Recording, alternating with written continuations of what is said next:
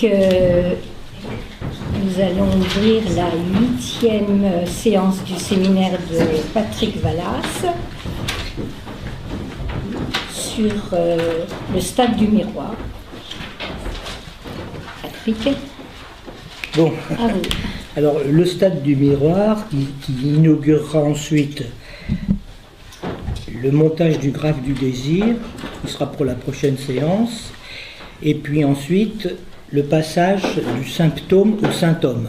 Comme ça, on bouclera l'année sur un cycle, et l'année prochaine, on verra ce qu'on va faire. Alors, disons que depuis l'interprétation des rêves jusqu'à son abrégé de psychanalyse, qui a été commencé à rédiger en 1938 et qui n'a jamais été achevé, Freud a toujours souhaité que les instances psychiques ne soient pas prises en termes d'épiphénomènes ou même substantivées. Il souhaitait qu'elles soient rapportées aux images que l'on trouve dans les appareils optiques. La référence pour lui, c'était effectivement l'appareil photographique. Lacan a répondu à ce vœu avec son stade du miroir qu'il a produit en 1936, texte dont on ne dispose pas parce qu'il ne l'a jamais remis au Congrès. Par conséquent, il en a redonné une version écrite en 1949. Alors, il faut faire très attention parce que, en fait, le stade du miroir, c'est une analogie qui permet de se repérer et qui présente aussi l'inconvénient, forcément, comme toute image, de nous fixer dans une espèce d'intuition imaginaire qui fait rater en fait tout le raisonnement qui concerne la structure de cette machinerie qui est centrale pour la compréhension de notre sujet. Alors, c'est ce qu'il dit en gros: s'il est vrai que la perception éclipse la structure, infailliblement, un schéma conduira le sujet à oublier dans une image intuitive l'analyse qui la supporte. Alors, il précisera que cette machinerie, qui a des règles de fonctionnement, n'est pas la structure, c'est une analogie. Ce n'est que dans le montage meubien de l'affaire, alors j'en dirai un petit mot aujourd'hui, qu'on touche à la structure telle que lui l'a définie. Seulement là, en 1949, il n'en disposait pas encore.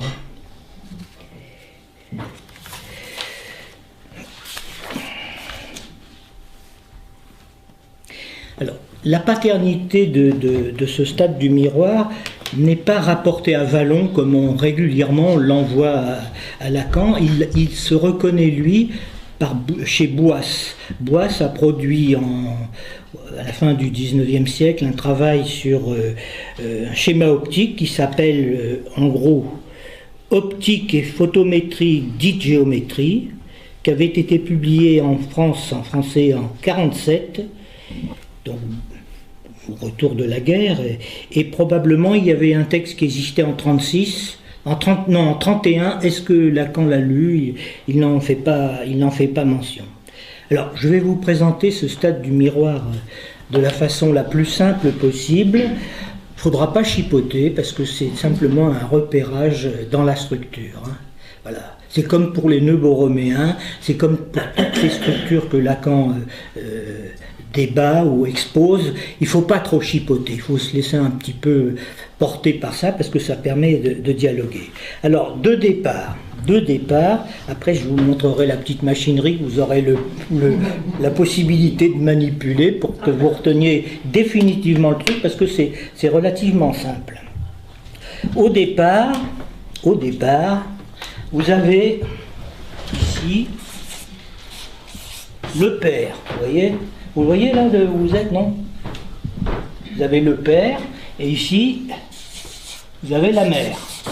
C'est pas compliqué, hein?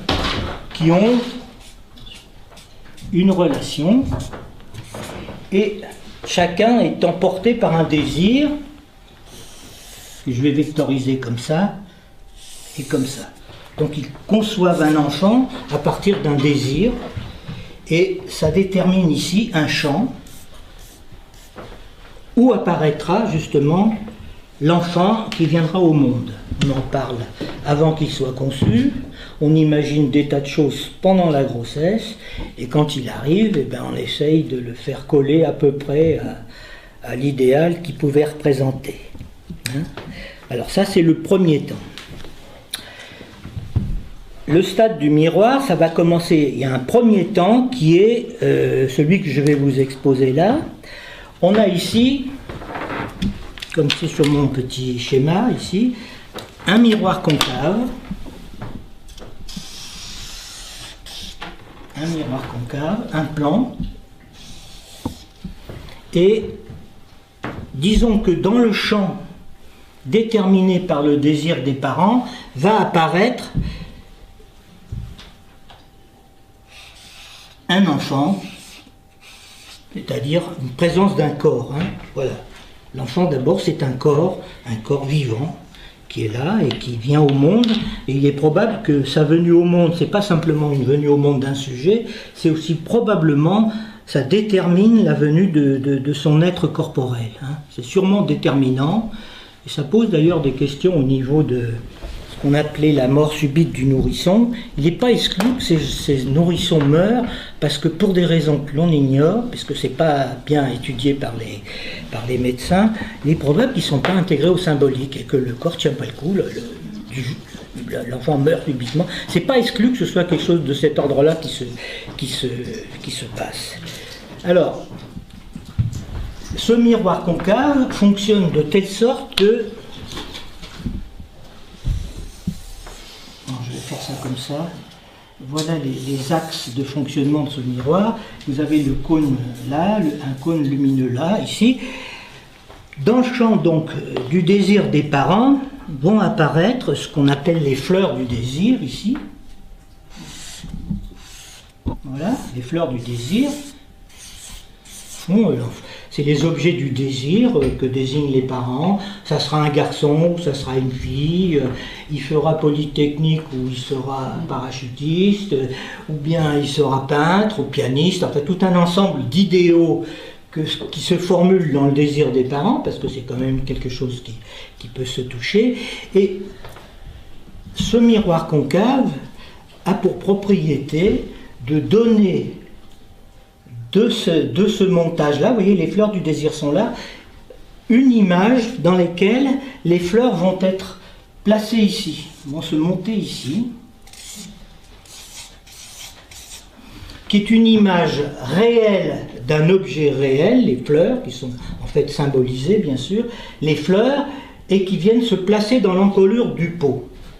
Si l'observateur se trouve ici, par exemple, il pourra les voir. S'il se met ici, voilà ce que ça va donner.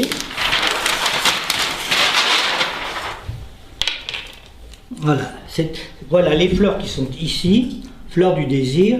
Ici, le corps de l'enfant.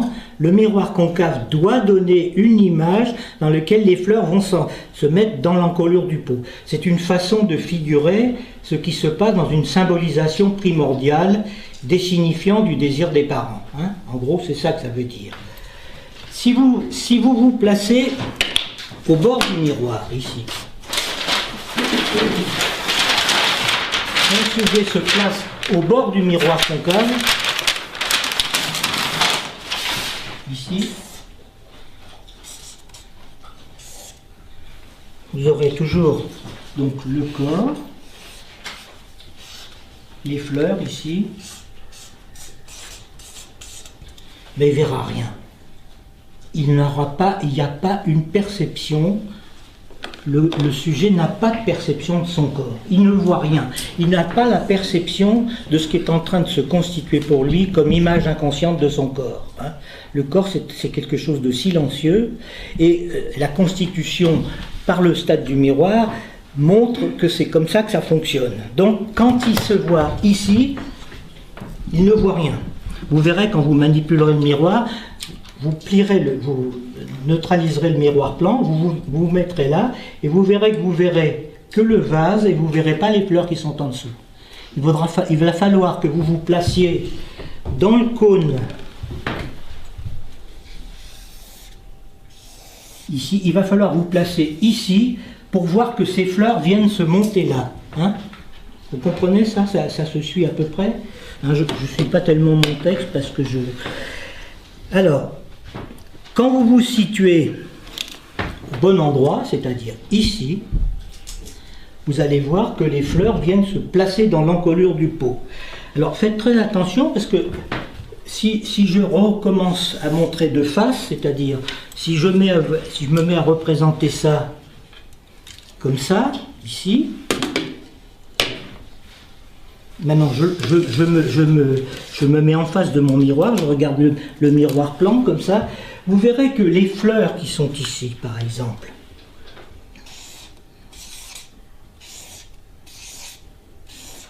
ça c'était les fleurs qui sont en dessous du plateau ici, vont se placer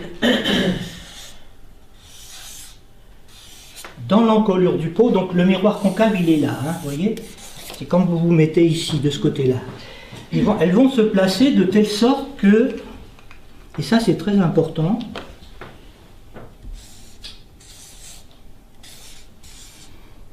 dans une symétrie inversée. Qu'est-ce que ça veut dire? Ça veut dire que...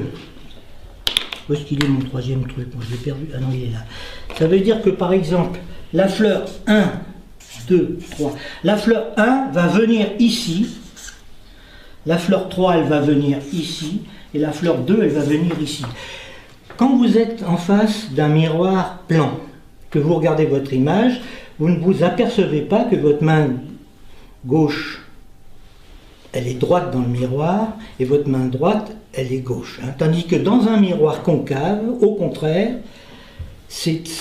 l'inversion se produit. C'est-à-dire que cette fleur qui est à gauche sur ce schéma, elle se retrouve à gauche sur l'image du miroir concave.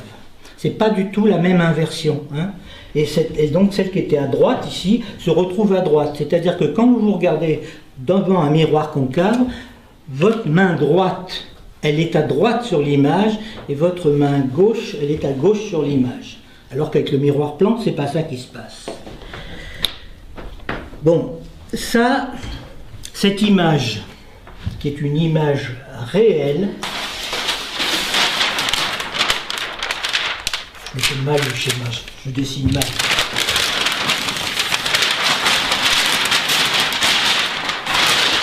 Je vais le faire plus correctement là.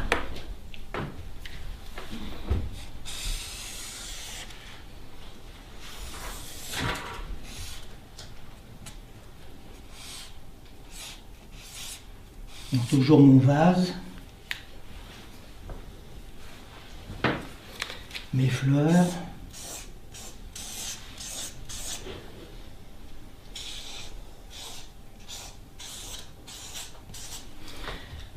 Un miroir concave donne des fleurs une image réelle qui est située en avant du miroir. Et la représentation de ces fleurs dans l'encolure du pot, c'est simplement une incorporation des signifiants primordiaux de l'enfant. Ces signifiants primordiaux, ce sont ceux qui ont présidé justement à sa venue au monde, tel que j'en ai parlé au départ. C'est ça que ça veut dire. Ça anticipe les choses. C'est une image, donc ici réelle, c'est ce que Dolto appelle l'image inconsciente du corps, qui est une image en fait signifiante, incorporation de l'image, et ça fonctionne, cette image réelle va fonctionner comme un objet virtuel. Ça c'est très important par rapport à autre chose. Alors, ce qu'il faut déjà dans un premier temps, par contre, alors un autre point que je vais préciser, c'est que si vous déplacez l'axe du miroir concave, comme je le fais là, vous le ferez vous-même, vous verrez qu'il y a des déformations continues de l'image. C'est-à-dire que c'est comme ça que c'est ça qui était utilisé dans l'anamorphose et dans les histoires de la perspective. Alors que sur un miroir plan, c'est pas ce qui se produit. Si vous inclinez un miroir plan, il n'y a pas beaucoup de déformation, très peu. Bon, c'est un phénomène d'optique simplement. Alors, quand l'illusion du bouquet renversé se produit, c'est une illusion, c'est d'ailleurs avec ça qu'on faisait apparaître des avatars ou des spectres dans le théâtre, dans certaines pratiques de spectacle. Comme ça, on faisait apparaître sur scène comme des hologrammes, c'est pas tout à fait des hologrammes, des personnages qui se mêlent aux personnes réelles et qui font illusion, quoi, hein, avant qu'on utilise les machineries numériques d'aujourd'hui. Donc ici, cette illusion, elle a bien été vue par un sujet qui regarde d'ici, et celui qui est là, cet œil-là ne voit pas cette image, il ne la voit pas lui. Hein. Il ne peut pas la voir, parce qu'il n'a pas une perception de son corps. Elle préfigure le sujet. Et après tout, on peut s'autoriser de dire ça, puisque au fond, l'œil, c'est l'appendice, c'est l'œil, comme ça, est considéré comme le sujet. Et ça s'utilise aussi bien dans les sciences que dans la philosophie. Hein. Donc on place le sujet ici, et pour Lacan, le miroir concave pourrait être une représentation du cortex. C'est pour ça que vous verrez dans des anciens traités de médecine, on mettait sur le cerveau ce qu'on appelait l'homoncule, c'est-à-dire un corps humain qui était incliné, qui était dessiné là, avec tout son appareil, tout son organisme qui se situait là. Maintenant, ça ne se pratique plus comme ça, mais c'était une représentation logique et normale de la chose. Le sujet qui est installé à cette place, vous voyez qu'il y est vraiment situé par l'ordre symbolique qui le surdétermine et qui était là avant sa venue au monde. Ça, c'est très important. Donc, pas de perception directe pour un sujet de sa réalité corporelle qui lui est fermée. Le sujet humain n'a de perception ni de son corps, ni de son monde, tant que ça n'est pas soutenu par des traces mnésiques qui sont constitutives de son appareil psychique, hein, de ce que Freud appelle l'inconscient, en gros, les traces mnésiques qui sont constitutives de l'appareil de l'inconscient. Quand on étudie ces choses-là chez les animaux, on ne sait absolument pas ce que voient les animaux, hein, contrairement à ce qu'on raconte.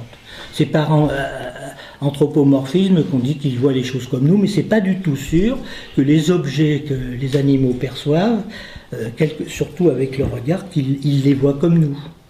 D'ailleurs, ils se désintéressent de certains objets, ils s'intéressent à d'autres, et probablement pour d'autres raisons. Ça, c'est une chose très importante.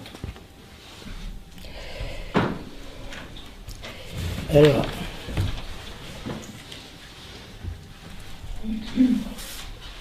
donc l'illusion du bouquet renversé installé sur le vase, ça nous donne l'idée, au fond, quand on est placé au bon endroit, que le réel et l'imaginaire se superposent. Ce qui veut dire, ils se superposent comme contenant ou contenu. Ça peut être l'imaginaire qui donne forme au réel, ou ça peut être au contraire le réel qui peut inclure l'imaginaire. Alors ça, c'est une notion aussi très importante, parce que petit à petit, on s'aperçoit qu'au fond, les organismes se constituent, c'est pas seulement pour des raisons génétiques simplement. Hein. Il semblerait que les formes ont la forme a une certaine incidence sur le développement d'une structure d'organisme. En particulier, c'est étudié dans l'éthologie. Lacan en a parlé à son temps, par exemple, il dit qu'un criquet pèlerin qui est élevé sans aucun congénère, il restera un criquet solitaire.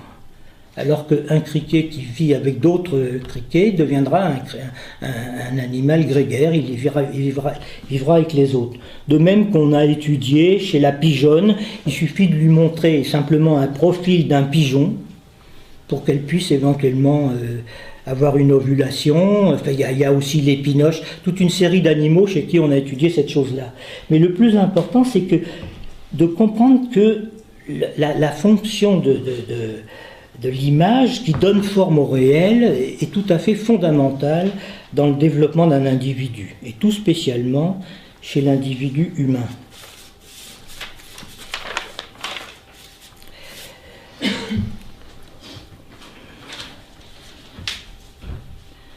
Donc, pour rapporter ce modèle optique à l'expérience humaine, il suffit d'un petit peu d'imagination, de ne pas trop chipoter, comme je vous l'ai dit, et de simplement vous rapporter à votre vie quotidienne. Nous avons donc là, ici, le corps de l'enfant dans sa pure présence animale, nourrisson qui vient de naître, et le montage du stade du miroir va lui donner justement une consistance de corps. Alors, c'est très important aussi à saisir que nous ne confondons pas l'organisme vivant, avec ce que nous appelons dans la psychanalyse un corps. Hein? Et ça, évidemment, c'est toujours source de confusion entre nous et les biologistes. Le corps dont nous parlons dans la psychanalyse, c'est celui que Freud, finalement, met en place à propos de ce fameux corps, disons, fantasmatique, de ce corps pulsionnel. C'est-à-dire que c'est un montage à partir du corps propre des pulsions.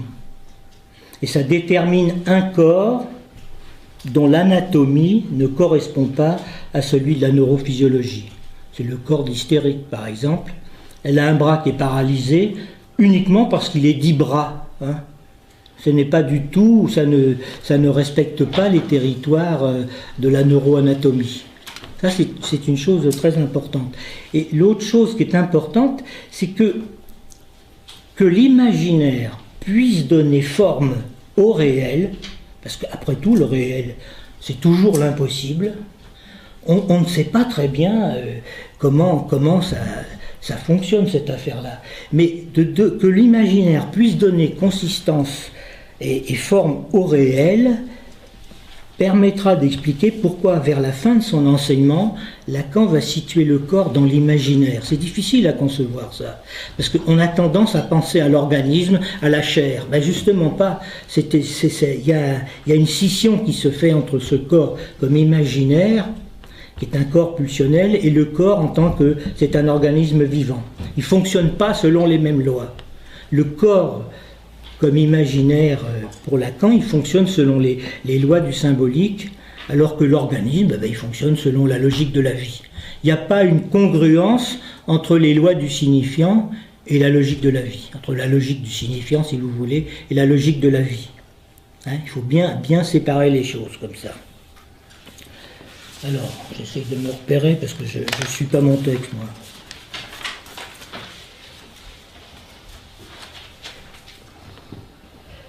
Donc, je vous disais que dans le premier temps du schéma, le sujet, il est assigné à une place par le symbolique. Hein. C'est là qu'il doit se situer.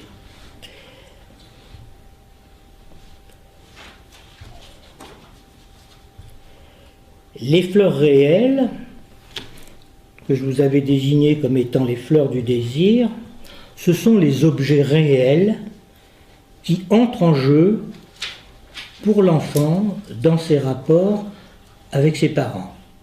Alors, les objets qui sont à l'époque de Lacan, parce que ça, je parle de la première période, ces objets, ce sont le sein, la nourriture, la voix, donc ils ont une consistance corporelle, on pourrait dire, comme ça. C'est des bouts de corps qui ont une fonction privilégiée du rapport de l'enfant à ses parents et à sa mère en particulier.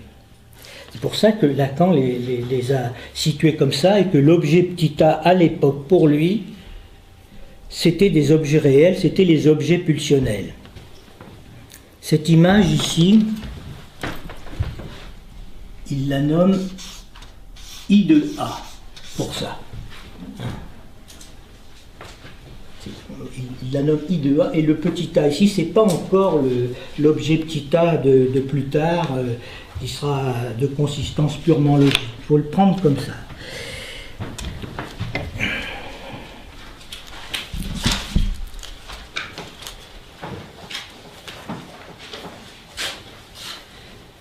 Le nouveau-né humain est plongé dans un bain de langage qui lui préexiste.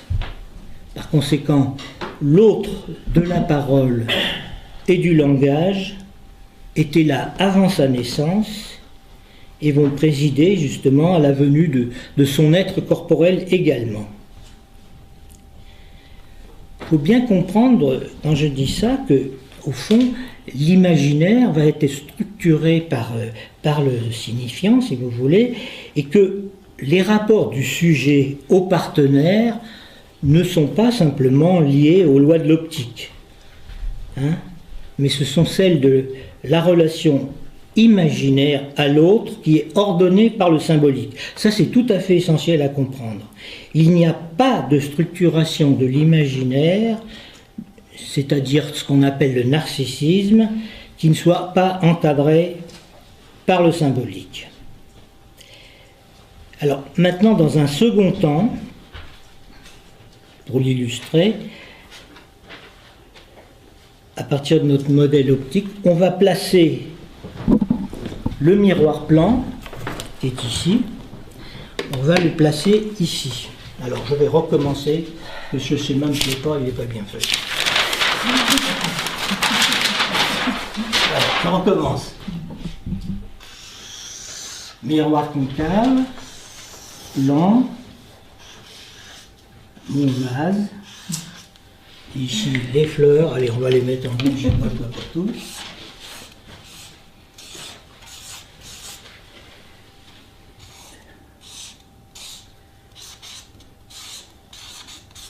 L'image réelle en avant du miroir, c'est le montage des fleurs, c'est l'image inconsciente du corps, et le sujet qui est là ne les voit pas.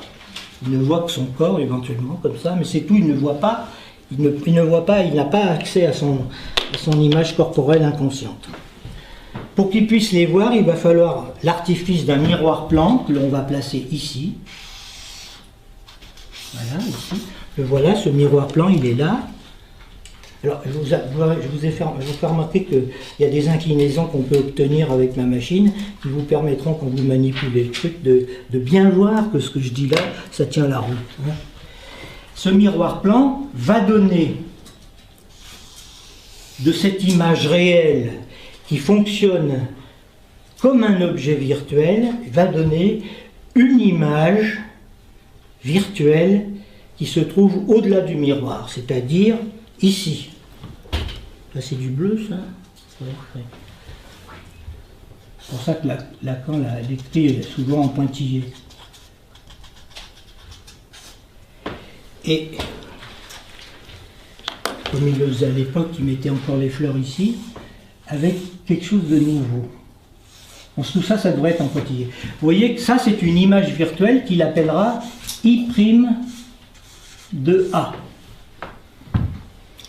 Donc, de cette image réelle qui fonctionne comme un objet virtuel, le miroir plan qui se trouve ici va donner une image virtuelle I' de A, avec une petite nuance que Lacan introduira plus tard, pas tout de suite, c'est que comme il va donner à l'objet petit a une structure de type meubienne, il va dire que l'image dans le miroir d'un objet meubien, il n'y en a pas.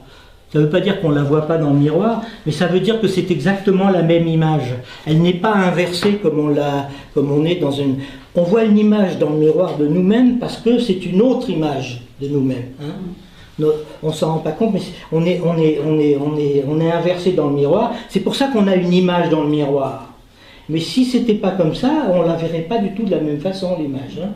Et là, c'est pareil. Donc, il y a un manque qui se produit, et il mettra à ce moment-là, ici, ce qui manque, c'est ce qui met le phallus. Mais je ne veux pas insister là-dessus.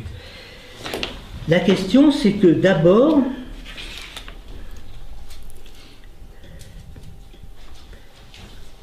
comme il ne voit pas son image réelle. Comme il ne voit pas son moi réel qui est ici, on va appeler ça le moi réel, il ne peut le voir ici que sous la forme d'un moi virtuel. Hein, que parce qu'il y a l'artifice du miroir plan qui est ici.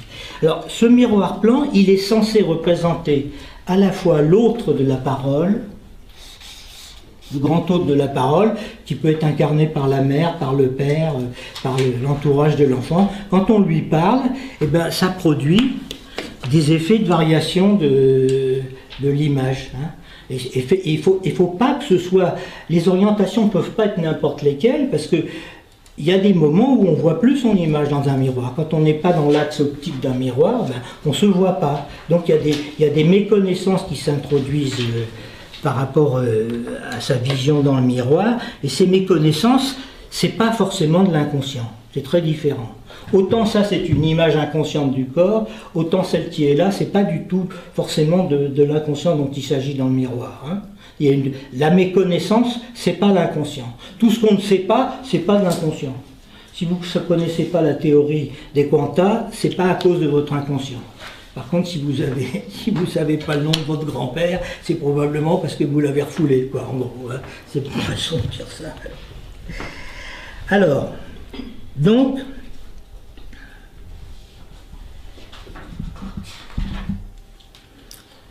ce que l'enfant perçoit au miroir, c'est une image virtuelle de lui-même qui est un double spéculaire de son image réelle. Un double spéculaire inversé. Hein. C'est ça qui est important. Il la verra donc soit en totalité, soit en partie seulement, en fonction des mouvements des miroirs plans, dont je vous ai dit qu'en fait c'était des mouvements qui étaient commandés par la parole. Donc c'est une figuration, ça, simplement.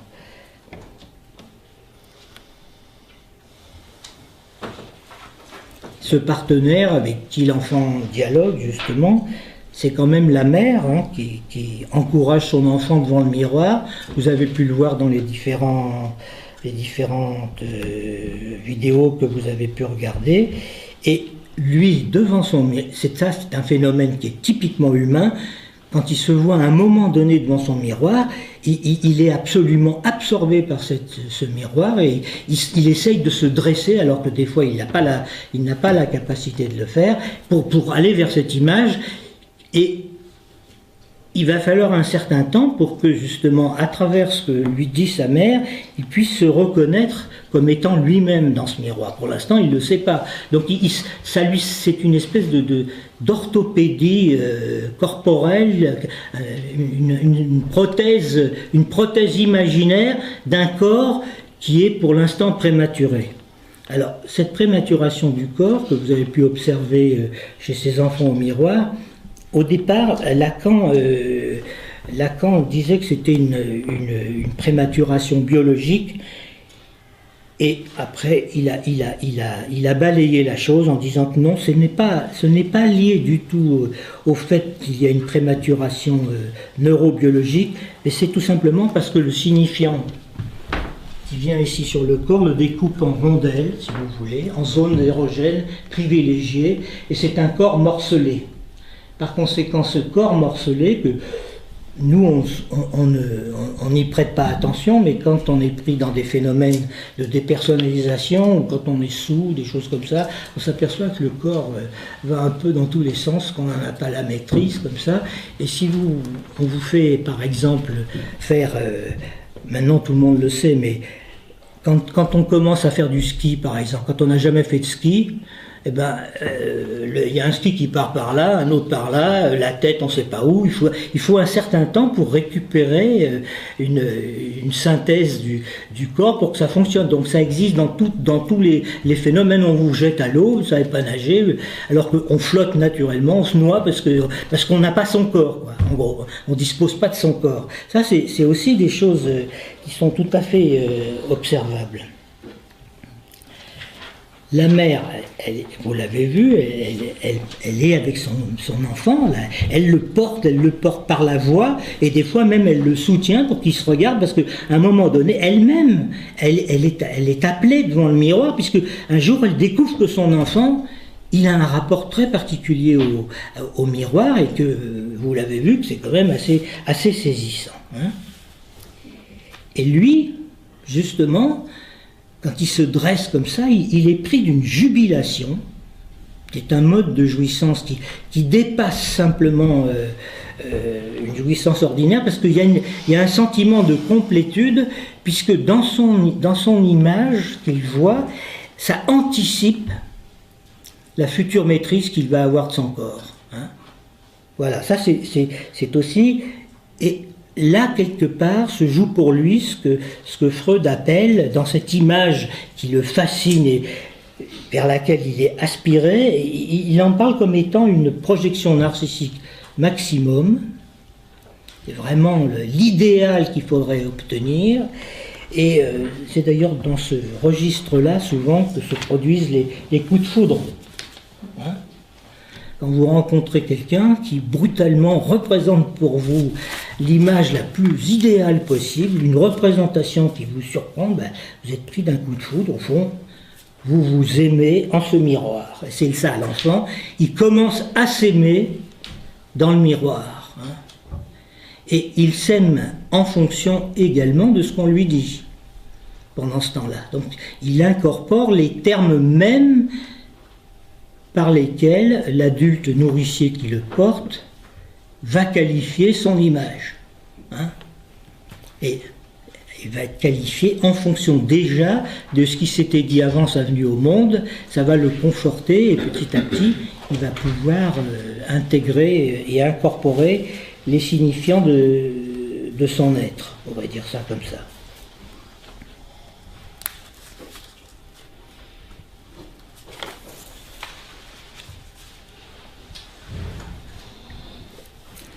Et du fait de ce rapport tout à fait privilégié à cette image virtuelle, qui est, on peut le dire, le moi idéal du sujet,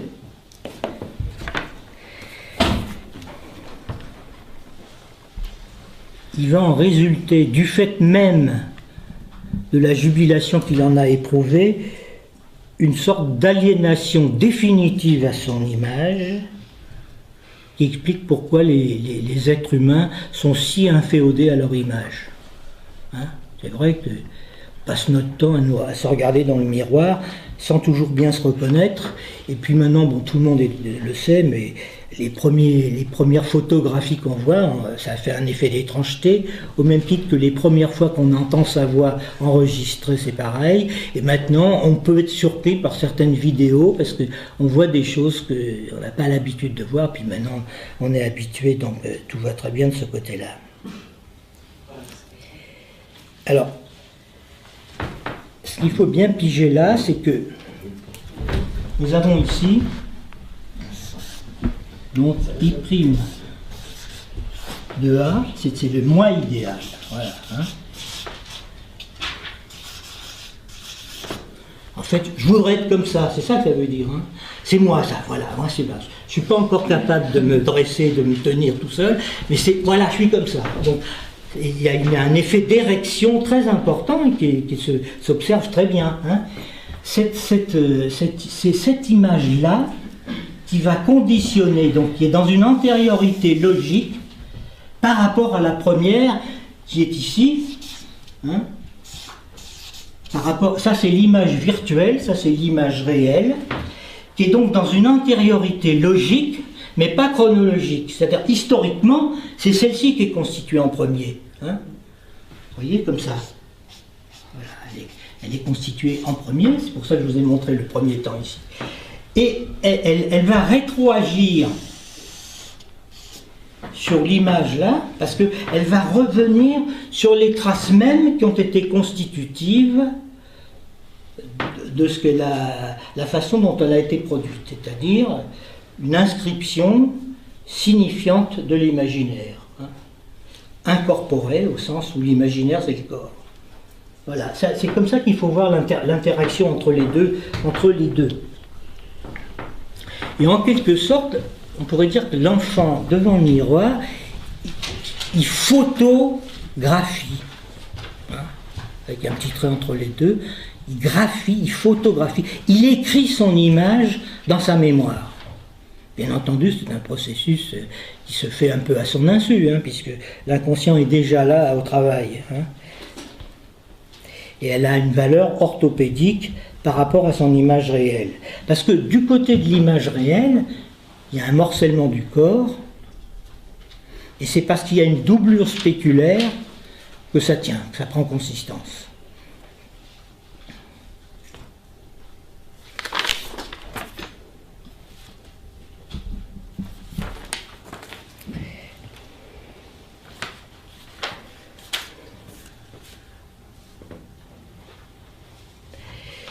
Vous l'avez observé aussi, l'enfant tout occupé à sa jubilation, il n'y croit pas, parce que quand il voit ça, il est tellement aspiré par ce qu'il observe qu'il se tourne vers sa mère. Vous l'avez vu, il se tourne, mais alors c'est quoi? C'est moi, et la mère l'encourage. Il est là comme ça, en train de constamment dans les allers et retours, il demande en permanence confirmation que de ce qu'il voit là, c'est bien lui.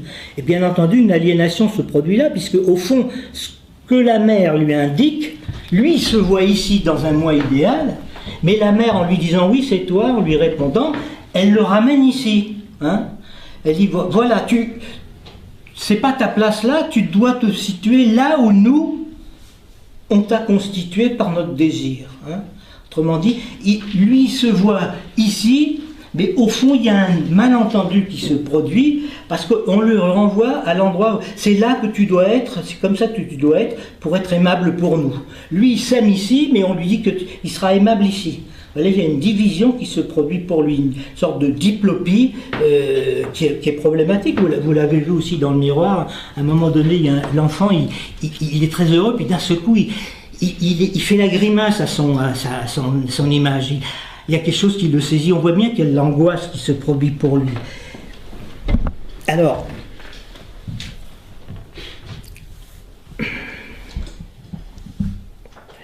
c'est là que, d'une certaine façon, le malentendu commence à se produire. Hein. Et à chaque fois, effectivement, qu'il s'appréhende dans une maîtrise virtuelle, il est renvoyé à sa propre impuissance originaire. Et donc, il y a une faille qui s'ouvre, qui est concomitante, et c'est par là que s'introduisent les premiers signifiants. Donc c'est là qu'il y a une première insémination du symbolique. Hein. C'est pour ça qu'il faut bien comprendre que ça fonctionne selon une synchronie et non pas une diachronie. Quand on fait un exposé, on est obligé de faire étape 1, étape 2, étape 3, ce que fait Vallon d'ailleurs. Hein. Il dit au début, il est perplexe, il ne se reconnaît pas et tout, alors qu'il faut qu'on prenne tout le phénomène dans son ensemble, parce que c'est apparu brutalement, et qu'en même temps, ça va cesser brutalement. Du jour au lendemain, les parents s'aperçoivent que l'enfant n'a plus du tout le même rapport au miroir. C'est fini. Ce type de jeu-là disparaît. Ça, c'est important. Alors, le malentendu commence, puisque justement, le partenaire qui lui répond, lui dit en gros, tu es attendu là où nous t'avons désiré. Autrement dit, c'est le désir de l'autre qui entre en jeu et qui le détermine, lui, comme sujet du signifiant et non pas simplement d'une image. Hein. Donc il entend les signifiants primordiaux, son nom, son prénom, qu'est-ce qu'on lui veut, qu'est-ce qu'il va devenir, est-ce qu'il est garçon, est-ce qu'il est une fille, enfin toute une série de traits qui dessinent pour l'enfant un nouvel idéal que l'on appelle non plus le moi idéal, mais l'idéal du moi.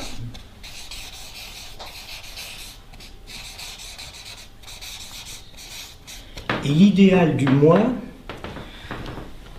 a une fonction imaginaire, mais tournée vers le symbolique. Ce n'est pas le surmoi, c'est une instance imaginaire tournée vers le symbolique. C'est-à-dire que l'enfant doit intégrer les idéaux parentaux, par exemple, ou les idéaux sociaux dans les discours dans lesquels il est né.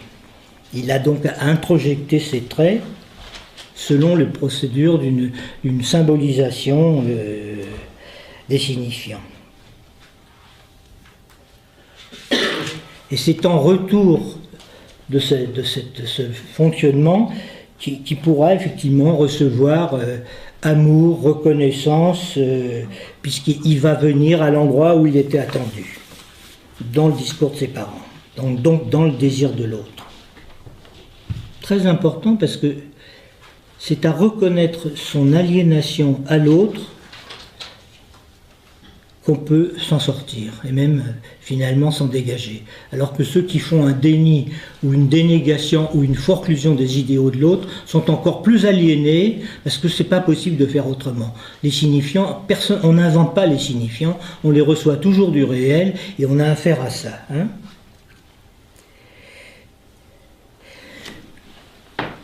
À partir de ça, je vais vous faire le schéma du fameux sujet tiré à 4 épingles, puisque c'est comme ça qu'il faut résumer ça. Et Lacan l'appelle le sujet tiré à 4 épingles, c'est-à-dire que voilà comment ça se présente. Vous aviez le sujet ici, hein, dans son rapport à l'autre. Le sujet qui était dans le miroir, qui était du côté du réel, l'autre parental est ici. Hein. Ce sujet-là, comme vous l'avez vu tout à l'heure, il se reconnaît dans son image virtuelle, hein, c'est-à-dire son moi idéal.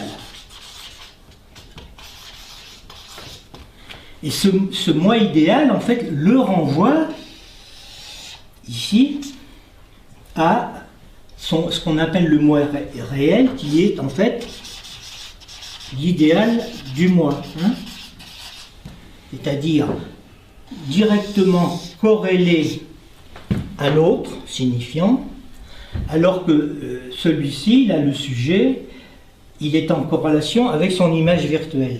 Donc il y a un écran qui se produit entre eux. Ici, nous avons la relation imaginaire, ici c'est la relation imaginaire, et ici, la relation symbolique, c'est-à-dire l'inconscient, ce qu'on appelle l'inconscient ici. C'est la relation symbolique qui est ici.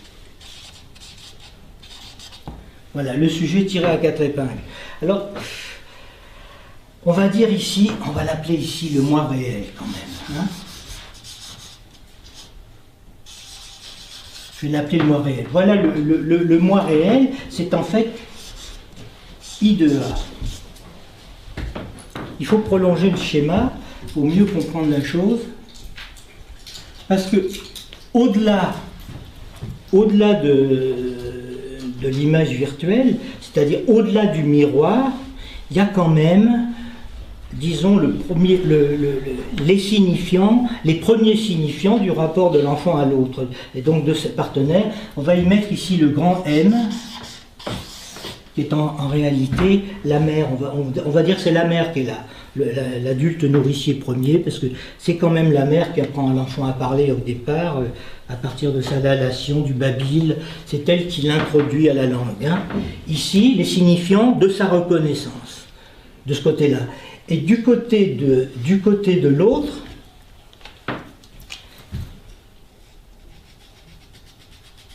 ici, c'est ici qu'on va mettre l'idéal du moi. Vous voyez, sujet, image virtuelle, moi réel, idéal du moyen, dédoublement. Alors ici, voilà une petite zone très importante, parce que c'est là que va se jouer la réalité du sujet. Lacan va y placer le réel ici. À l'époque, il appelle le réel, pour lui c'est la réalité. C'est pas encore le réel tel qu'on le définit à la fin. Ici, vous avez le ternaire imaginaire, qui est ici, puisque au fond, ce sujet-là, le sujet, c'est pas, il a une dimension imaginaire, c'est pas encore le sujet comme réel au départ, c'est une représentation spéculaire dans le stade du miroir. Ici, vous avez le ternaire imaginaire, qui est ici, voilà. Ici, vous avez le sujet, au-delà, vous avez le phallus, et ici, vous avez l'imaginaire, Voilà, ici. Et de l'autre côté, vous avez un ternaire symbolique, qui est ici, entre le père qui est à la place de l'autre, la mère qui livre les premiers signifiants, et ici, l'idéal du moi comme grand I. Hein. Alors je le refais ce schéma. Voilà. Ici, vous avez le sujet. Ici, au-delà, c'est la fonction phallique qui est ici. Ici, vous avez I, l'image. Ici, M, le moi réel. Ici, vous avez la mère. Et ici, vous avez le grand I de l'idéal du moi. Et ici, le A, le père. Et donc, le ternaire symbolique, le ternaire imaginaire, et ça, ce qui s'appelle le réel. Ce qu'on appelle ça, on est passé du sujet tiré à quatre épingles, qui est un schéma plan, enfin qui est un plan, à une figure de topologie qui est le schéma R de Lacan, qu'on appelle le schéma Mi-Mi. C'est Mi-Mi. Voilà. C'est le schéma Mi-Mi. Et vous percevrez que ça, enfin, si vous en faites l'expérience, vous verrez que c'est un schéma, c'est une bande de Möbius mise à plat. C'est-à-dire qu'on peut faire une torsion, c'est que le truc de la réalité est en fait représenté par la structure. Bon. Je le développe pas plus parce que c'est pour une suite, mais pour vous montrer comment Lacan a pu construire à partir d'un schéma plan, d'une analogie, quelque chose qui est en train de le rapprocher progressivement de la structure möbienne, qui est la structure dont il parle pratiquement dans tout son enseignement. Bon, je préfère qu'on discute.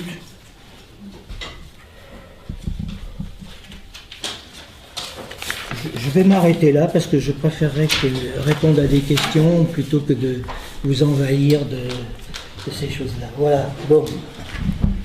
Merci. Peut-être je me permets. N'hésitez pas, hein, je vous repréciserai tous les trucs au fur et à mesure, hein, s'il y a des choses que vous n'avez pas compris. Hein. On a besoin de reparler avec vous, je pense. Je me posais une question concernant la fin de l'analyse. Et donc, vous nous disiez à la dernière séance que pour ce qui est de la traversée du miroir, c'est très remis en question. J'aimerais comprendre comment, par rapport à ce que vous nous avez apporté aujourd'hui de la mise en place pour l'enfant, à la fois de la symbolisation de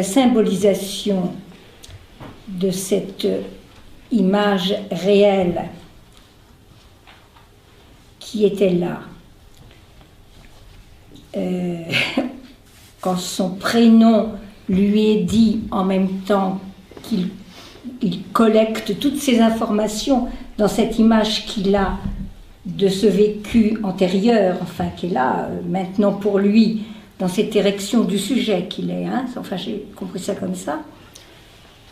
À la fin de l'analyse, dans cette période de passe, qui se fait sous une forme de dépersonnalisation, et de cette la langue, c'est-à-dire de ces signifiants qui ne sont pas voulus, mais qui poussent comme ça à être dit, il me semble que c'est justement l'aspect narcissique, c'est-à-dire moi idéal, reconnaissance de l'image ou tentative d'être comme dans l'image, hein, qui tombe.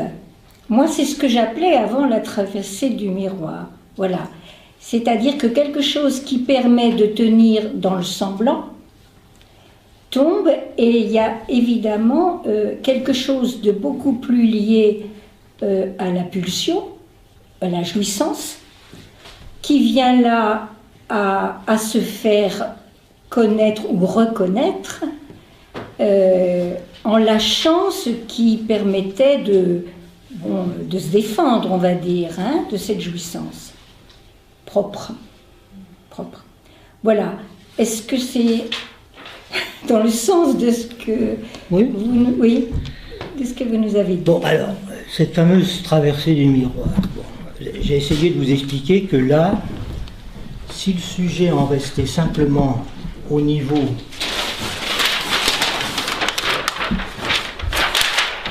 là, je vous ai dit que cette image réelle, c'était quand même une image d'un corps, c'est un corps morcelé. Hein. C'est le passage de ce qu'était un organisme vivant à un corps pulsionnel, dont l'anatomie ne respecte pas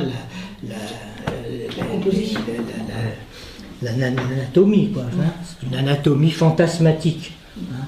Les paralysies hystériques qui occupent des territoires qui n'ont rien à voir avec la neurologie. Bon, je vous ai dit que c'est pas cette image, donc c'est la prématuration de l'enfant pour Lacan n'est pas une prématuration neurophysiologique. Il a abandonné ça pour dire que c'est une prématuration liée tout simplement au découpage du corps par le signifiant. Hein. C'est-à-dire qu'au fond, c'est le signifiant qui fait la distinction entre ce qu'on appelle nous le corps et l'organisme vivant. C'est pour ça que Lacan met le corps, l'organisme vivant du côté du réel et le corps, quand il parle de notre corps, du côté de l'imaginaire, en lui donnant une consistance. Ça consiste un corps, parce que quand on meurt, il se liquéfie en bout de réel, hein, ça devient une flaque d'albumine, tout ce qu'on voudra, avant que quand ça se décompose un corps. Donc il y a une structure de l'imaginaire qui n'est pas encore si bien explorée que ça. Hein. On ne sait pas très bien comment ça fonctionne, ce truc-là. Dolto avait l'air de se débrouiller très bien avec ça, mais c'est difficile de piger cette histoire-là, déjà. Donc, la première version de Lacan, c'est de dire qu'au fond, en reprenant la phrase de Freud dont on a parlé l'autre jour, là où c'était, je dois advenir. Bon, au stade du miroir, Lacan dit la chose suivante. L'enfant, il est devant un miroir, et quand on lui dit tu es cela tout le temps, c'est-à-dire qu'à chaque fois qu'il se voit dans le miroir, on lui dit tu es cela, mais quand on lui dit pas tu es cela ici, les parents lui disent tu es cela ici, là où étaient les signifiants qui t'ont déterminé tout le temps. Il faudra qu'à un moment donné, ce qu'il appelle l'assomption du jeu, il faudra que l'enfant quand lui dit tu es cela, il va dire je suis ça. Hein. Ce qui est c'est impossible. D'ailleurs, Lacan va abandonner cette histoire en disant que le jeu de l'énonciation, il ne peut jamais être prononcé. On ne peut jamais savoir ce qu'on est. On peut savoir peut-être un peu ce qu'on désire.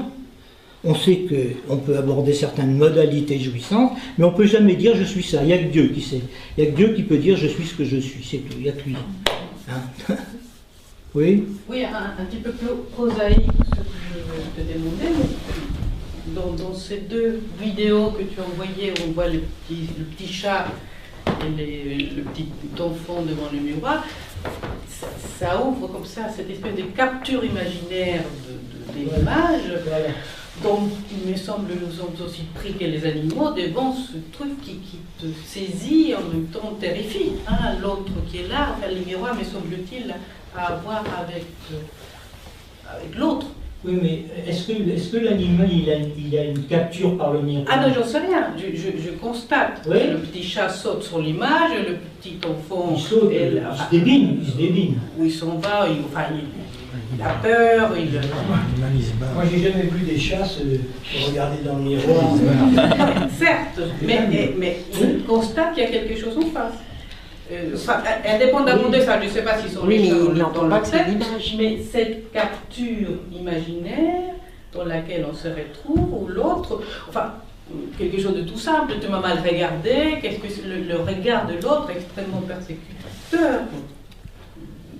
Oui, mais alors attends, qu'est-ce que tu veux... Mais je veux dire, quel rapport il y a entre ça et le miroir, c'est pas seulement cette espèce de chose qui nous renvoie une image, c'est aussi... Non, le miroir, c'est l'autre. C'est ça. Le miroir, c'est l'autre seulement. L'autre, l'animal, lui, si on peut... Qu'est-ce qu'il voit? On ne sait pas ce qu'il voit, l'animal. Hein, les danses des girafes ou de certains oiseaux et d'autres, ou les cerfs quand ils se combattent, on ne sait pas avec quoi ils se battent, vraiment. Quelle est leur appréhension du partenaire? En général, ils ne se trompent pas beaucoup, les animaux. Hein? Nous, on se trompe tout le temps. C'est parce que nous, on est leurrés par une image virtuelle. Lui, qu'est-ce qu'il voit? Peut-être que lui, il voit réellement. Il voit que l'autre, on va pouvoir le bouffer. Hein, par exemple, que c'est une proie. Alors il y a eu toute une série de théories d'animaux dont le système nerveux central serait leur point d'identification à leur future victime, vers leur future proie, en gros. Et que d'une façon spécifique, les animaux mangent toujours les mêmes proies.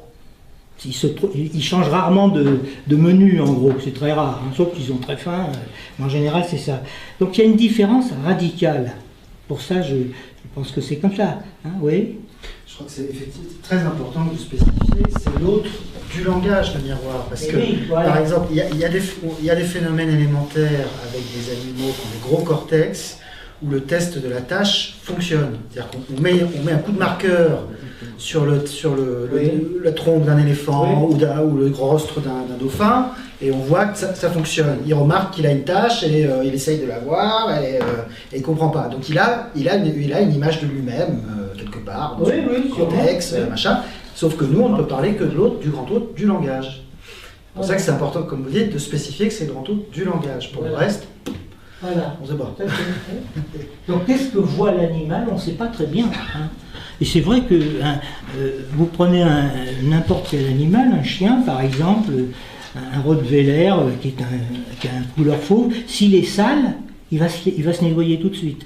C'est-à-dire qu'il voit des taches sur lui, il va se laver, il va se nettoyer. Les chats font pareil. Alors il n'y a pas simplement parce qu'ils se lavent, mais il y a aussi parce qu'ils enlèvent certaines odeurs ou parce qu'ils mettent leur propre odeur sur leur corps par rapport aux autres partenaires. Donc c'est pas du tout le même mécanisme. L'animal, il n'est pas aliéné à son image. Le chat qui est dans la vidéo, dès qu'il voit, je ne sais pas combien de fois ça se reproduit, il ne s'intéresse pas à l'image. Il la voit, il saute comme ça, comme s'il avait un adversaire en face de lui, en fait. Hein. C'est comme ça qu'il faut voir la chose. C'est comme les deux cerfs qui à un moment donné se rencontrent, ben ils se battent parce qu'il faut éliminer l'autre. On ne sait pas de quoi il s'agit là, entre eux. Hein. L'animal il ne se trompe pas, voilà, en gros. On peut dire ça comme ça. Il reconnaît son maître, il n'est pas copain avec tout le monde. Bon. Alors, l'histoire de... Je reviens sur le passage de la fin de lecture. Là où c'était, je dois advenir. Bon. Alors, la première version de Lacan, c'était de dire qu'au fond, il s'agit pour un sujet dans la cure qui était capturé par son moi idéal, et Dieu sait si les gens sont capturés là-dedans pendant très longtemps et toute leur vie même, parce que on ne peut jamais vraiment se désaliéner de sa propre image. Il va falloir qu'il vienne à la place où là où c'était, hein, l'étang ayant été, hein, qui a été refoulé. C'est toujours ça. Alors, Lacan le figure par la bascule du miroir, c'est-à-dire que il faut que le sujet qui se voit là-dedans, le miroir bascule de telle sorte à ce qu'il vienne ici se reconnaître comme sujet divisé par le signifiant et par des signifiants fondamentaux. C'est ça ce qu'on appelle le crépuscule du monde, le crépuscule de l'imaginaire. Parce que notre monde, au fond, on le voit à travers une image. On n'en a pas la perception réelle. Il faut vraiment aller regarder ou analyser de très près le monde pour s'en dégager, pour s'apercevoir que ce n'est pas des images, le monde. Hein. C'est que ça a une structure. C'est pour ça que le stade du miroir présenté par analogie avec l'appareil optique, il ne faut pas rester fixé là-dessus, sinon on ne comprend pas que c'est en fait la description d'une structure qui fonctionne.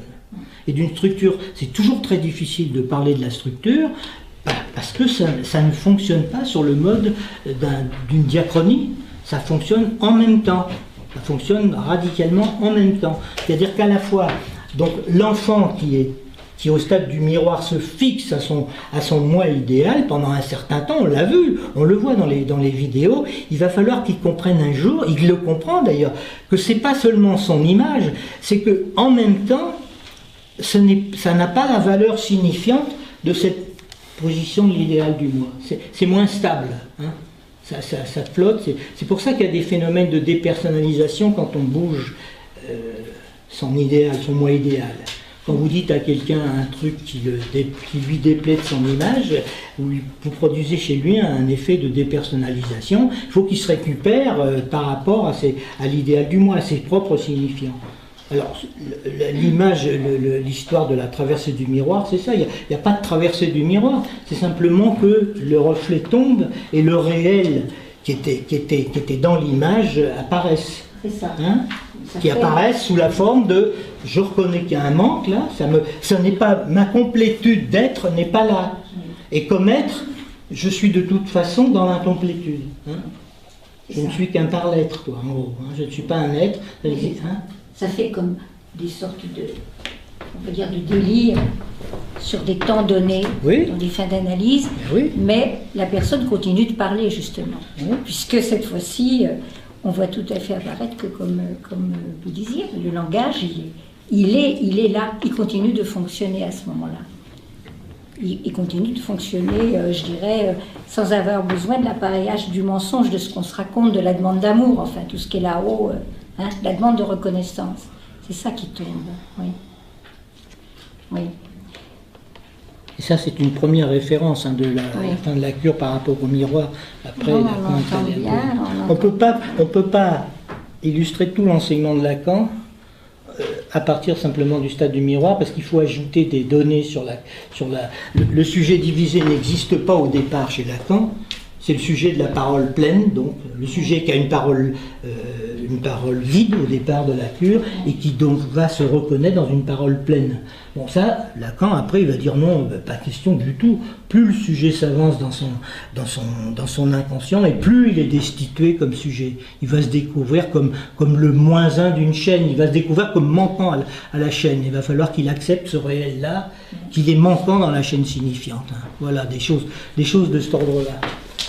Ça, c'est une première base qu'il faut donner. Alors, vous voyez bien, c'est comme cette histoire il n'y a pas de narcissisme secondaire et de narcissisme primaire, puisque ça fonctionne en même temps. C'est ça le narcissisme. C'est le rapport entre cette image et celle-ci. C'est ça qui se passe. Voilà, le narcissisme. Où est-ce qu'il est mon schéma? Ah oui. Voilà, hein, c'est I' de A, I de A. Voilà mon sujet tiré à 4 épingles, comme il l'appelle Lacan. Le narcissisme, c'est ça. Voilà. Et c'est toujours dans une transitivité. Hein. Ça alterne, on est constamment ou là, et ça nous arrive quotidiennement, ça. Hein. On va s'acheter des habits parce qu'on aimerait bien être là, et puis en fait, bon, on se retrouve là, et ça bascule comme ça. Non mais, je sais pas, il y a des tas de choses comme ça. Voilà, ça fonctionne toujours comme ça. Hein. On n'est jamais débarrassé de son narcissisme, et même à la limite, peut-être que grâce à la cure, il y a un renforcement du narcissisme. Si c'est pas solide, on est constamment dans la dépersonnalisation. Il y a des sujets qui sont tellement fragiles du point de vue narcissique, ils sont encore plus narcissiques que les autres, parce qu'ils s'accrochent à cette image-là, parce qu'ils n'ont pas le support des signifiants. Ils ne se reconnaissent pas suffisamment. Mais au fond, une cure analytique, elle vous dote d'un narcissisme qui n'est pas entamé à la moindre injure, quoi, en gros. Parce qu'il y a du répondant, on pourrait dire. Hein? Je ne sais pas si je m'exprime bien là-dessus. Il y a des tas de choses, il y a des milliers de choses à se dire là-dessus, je ne sais pas. Question clinique. Comment? Une question sur la clinique adolescente. J'étais particulièrement intéressé quand vous avez évoqué que, voilà, pour le sujet, il y a une espèce de rétroaction de I' sur I, une forme de dialogue, là, vous venez à nouveau d'évoquer. Et bon, l'une des caractéristiques majeures et surtout réelles du passage adolescent, c'est le réel du pubertaire, cette transformation du corps et du réel du corps. Et voilà, et après ça, vous avez, juste après avoir dit ça, vous avez amené comme ça ce point qui est sur l'axe, vous avez situé l'idéal du moi, là, sur ce schéma-là, entre I et A. Et je me demandais si vous pouviez, comme ça, en évoquant ce qui se passe un petit peu à l'adolescence, ce qui va se passer justement, est-ce qu'on est plus dans une refonte de I', de petit I' à petit I, s'appuyant sur l'idéal du moi ou sur la refonte de l'I'. Enfin voilà, je me demandais comment est-ce qu'on pourrait éventuellement situer ça, quoi.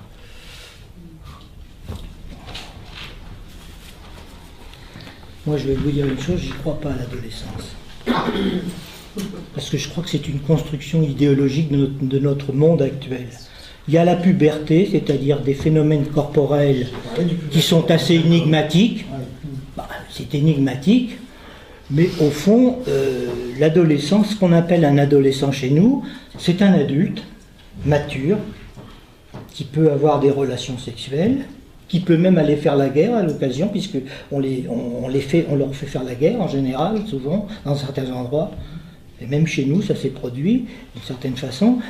Et au fond, c'est quelqu'un qui, du point de vue alors de son inscription dans les discours ambiants, n'a pas les moyens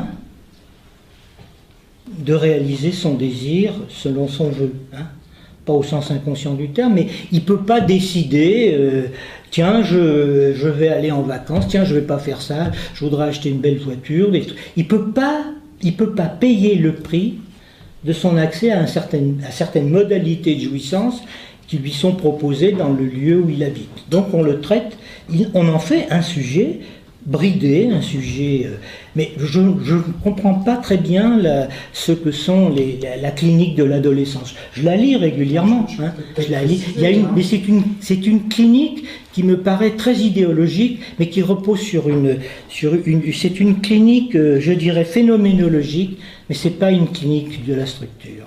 Parce que l'enfant à 18 ans, à 18 mois, je veux dire, au stade du miroir, ça veut dire enfin, 18 ans, bravo.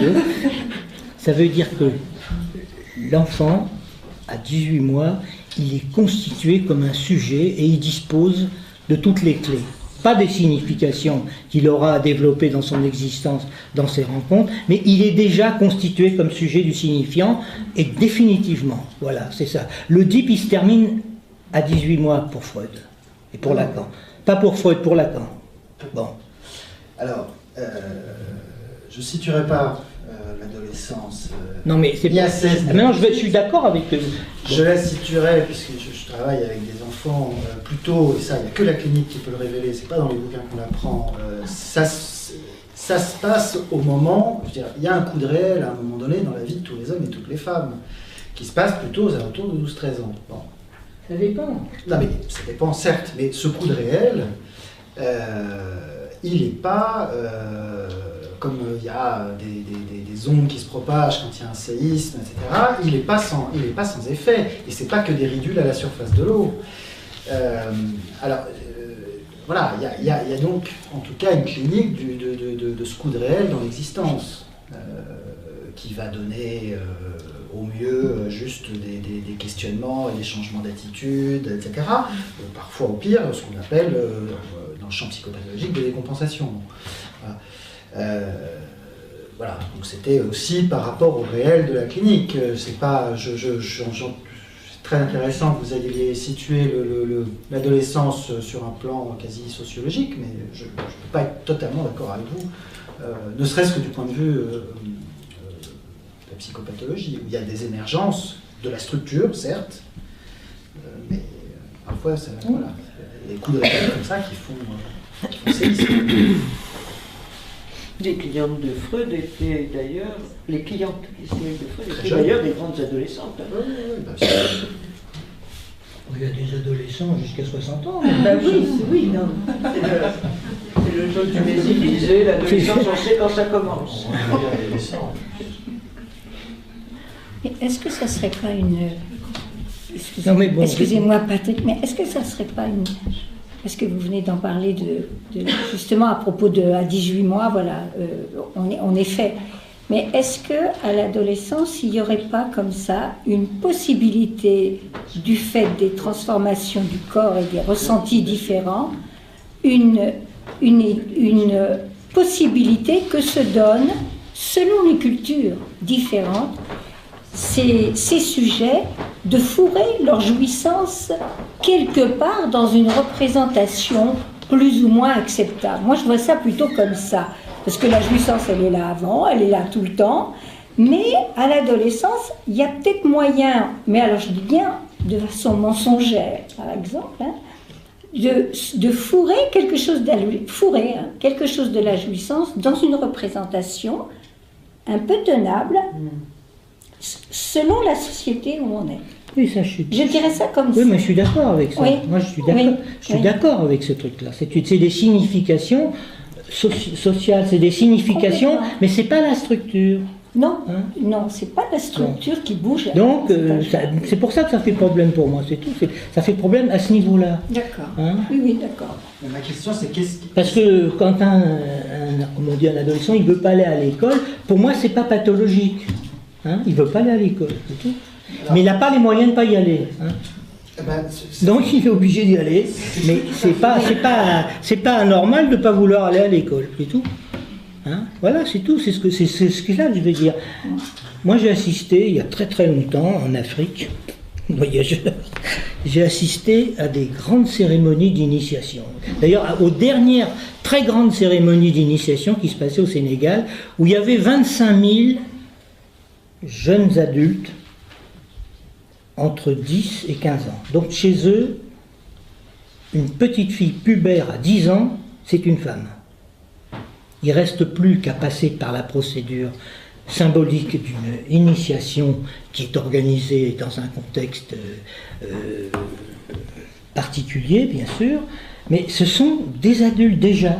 Donc ils ne peuvent être initiés que parce qu'ils sont déjà adultes, reconnus comme tels, et leur vie va être orientée par la cérémonie qui va les instituer comme tels. Hein, voilà. Donc il y en avait 25 000 comme ça. Il y avait donc, comme c'était de plus en plus rare, ils ne pouvaient pas les organiser régulièrement, il y avait des adultes, des petites... Pour moi, ce n'est pas des petites filles, c'était déjà des femmes. Il y avait des petites filles et des femmes plus âgées, comme ça, il y avait 18-20 ans, des hommes pareils, mais ils étaient traités de la même façon.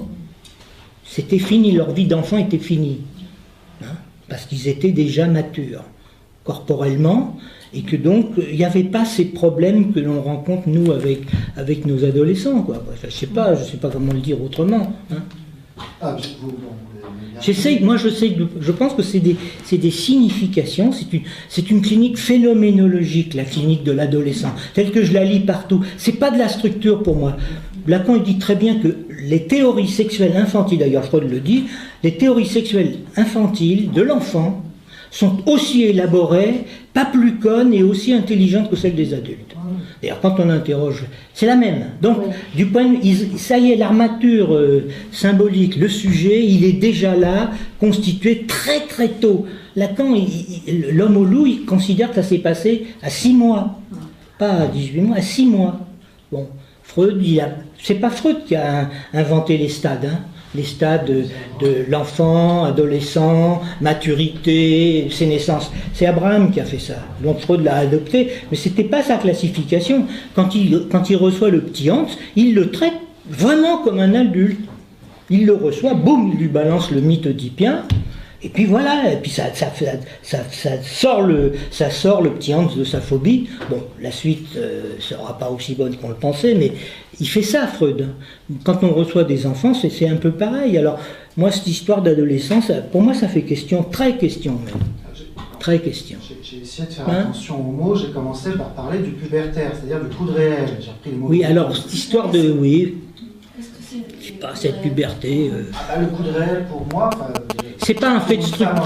C'est pas un fait de... Voilà, pour moi, c'est pas un fait de structure. C'est un fait corporel. Sauf... Vous comprenez? Comment? De l'organique. Oui, sauf que c'est organique. Oui, c'est de l'organique. Et ça donne une structure de langage. Quand il prime A change, puisque c'est ça qui se passe, cette image virtuelle, si j'ai bien compris ce que vous avez avancé. Oui, mais le miroir, là, c'est pas celui-là, hein, le miroir dont je parle. Là, c'est une analogie. Le miroir, c'est le monde. C'est le monde. Si on lui dit qu'il est adolescent, il dit je suis adolescent. Hein, c'est ça, quoi. Les adolescents, on dit t'es un adolescent. Ben oui, je suis un adolescent. c'est un adolescent. Donc le corps qui change, le pubertaire, c'est pas un truc réel dans la structure. Le corps qui change dont il parle, ça serait au niveau du vase, juste. Comment? Ça serait juste au niveau du vase du début. C'est tout. Moi, je crois qu'à la sortie du miroir, ça y est, le sujet est constitué, avec son imaginaire spécifique, avec son rapport au monde. C'est là-dedans que ça va se jouer pour lui tout le temps. Hein. Les modifications corporelles, parlons du vieillissement. Ah oui, il y a des gens, à 50 ans, c'est des vieux, ils sont presque morts. Il y a même des gens qui sont morts avant d'avoir même vécu, parce qu'ils sont déjà morts à l'âge de 15 ans, ils sont déjà des morts, ils attendent la mort. Il n'y a pas de corrélation entre la structure signifiante et le réel de l'organisme. Il n'y en a pas. Il n'y en a pas. Il y a un trou entre les deux. C'est pas par hasard que Lacan parle de « il n'y a pas de rapport sexuel ». Ça ne s'inscrit pas dans le signifiant. La maturité corporelle ne s'inscrit pas dans le signifiant. C'est pour ça que Lacan renonce au début à la prématuration du petit enfant, pour dire non, il s'agit d'un découpage, morcellement du corps par le signifiant. Et très tôt, hein, très tôt, stade du miroir, très tôt. Alors, justement, est-ce qu'il n'y a pas un passage du stade du miroir au schéma optique? Vous partez du schéma optique, et je suis assez intriguée par ça, et vous introduisez le stade du miroir après, dans votre démonstration. Mais alors qu'il me semble qu'il y a d'abord le stade du miroir et après un passage au schéma optique. C'est-à-dire... Oui, mais le schéma, on utilise le schéma optique par analogie déjà. Ouais. Donc il faut essayer de comprendre que ce n'est pas selon les lois de l'optique que ça fonctionne selon les lois du signifiant. C'est-à-dire que l'imaginaire se structure à partir du signifiant. Et ce n'est pas, c'est pas à partir... Hein, à partir d'un miroir plan. Non, mais un miroir plan, ça n'existait pas, les miroirs plans, là, ça existe depuis combien de temps, ça? Très peu de temps, même pas un siècle, des miroirs comme ça. Les gens, autrefois, se voyaient dans des miroirs opaques, ils ne se voyaient pas dans les miroirs. Comment?